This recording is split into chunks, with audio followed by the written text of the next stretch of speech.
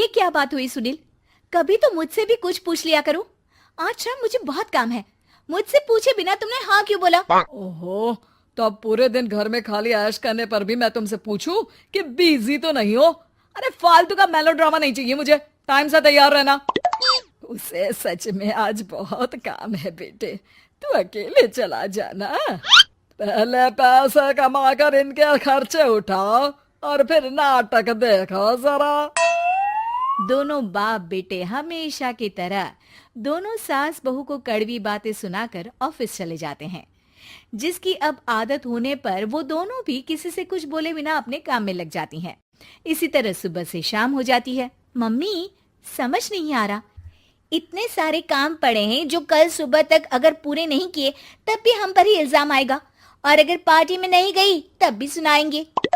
अरे इन कहो की तो आदत हो गई है बेफिजुल काय काय करने की। तू तैयार हो जा, काम मैं संभाल लूंगी। अब नेहा सुनील के घर वापस आने से पहले ही तैयार हो जाती है, जिस पर वो सुनील के आते ही पार्टी के लिए चले जाते हैं। वहां पहुंचकर हमेशा की तरह सुनील अपने दोस्तों में बिजी हो जाता है और नेहा एक कोने में खड़ी रहती है। रात बीतती है और अगली सुबह एक बार फिर वही रूटीन शुरू हो जाता है। इन लोगों को हमारे काम और जिंदगी की कोई अहमियत क्यों नहीं है? इन्हें कब समझ में आएगा कि घर में रहने वाली औरतें सिर्फ आराम नहीं करती। बेटा मेरी तो उम्र बीत गई यही सोचते हुए, पर आज तक ना वो बदले और ना जवाब मिला। लेकिन माँ, समय हमेशा एक जैसा नहीं रह सकता, इन्हें बदलना होगा। सुबह से शाम होती है और फिर रात।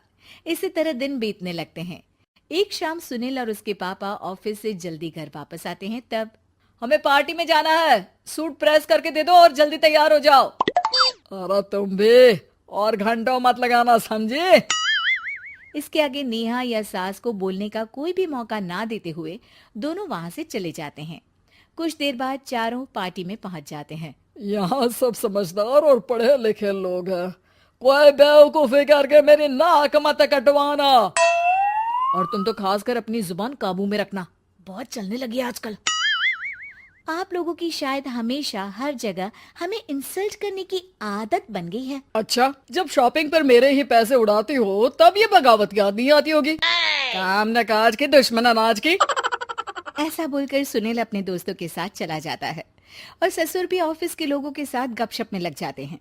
लेकिन सुनील की बात से परेशान नेहा और उसकी सास वहीं एक कोने में खड़ी रहती हैं। शांत हो जा, कर ही क्या सकते हैं। चल कोल्ड ड्रिंक पीते हैं, गुस्सा उतर जाएगा। जैसे ही नेहा और सास कोल्ड ड्रिंक लेने पहुंचती हैं, तो उन्हीं के बराबर में अल्कोहल का काउंटर देखकर नेहा का चेहरा चमक उठता है। वो मुस्कुराकर सास के कान में कुछ कहती है और दोनों पीना शुरू करती हैं। कुछ देर बाद दोनों चिल्लाते हुए अपने अपने पतियों को ढूंढने लगती है। कहाँ है सुनील? देख, तेरी असलियत आ रही है। कहाँ है सुनील के पापा? देखो, तुम्हारी शामत आ रही है। ये नजारा देखकर पार्टी वहीं थम जाती है। सब लोग उन्हें ही देखने लगते हैं। ये है मेरे पति। अरे काहे के पति? इनसे शादी करके तो मेरी किस्मत है फूटी। और ये मेरे पति, जिन्हें पति बोलने में मुझे आती है शर्म बड़ी। चलो आज आप लोगों को इनके असली रूप से मिलाते हैं, जिसमें ये अपनी पत्नियों की रत्ती भर भी इज्जत नहीं करते। हर समय उन्हें खरी खोटी सुनाते रहते हैं। हर जगह बिना मौका और माहौल देख उनकी उनकी सेल्फ रिस्पेक्ट की धज्जियां उड़ाते रहते हैं।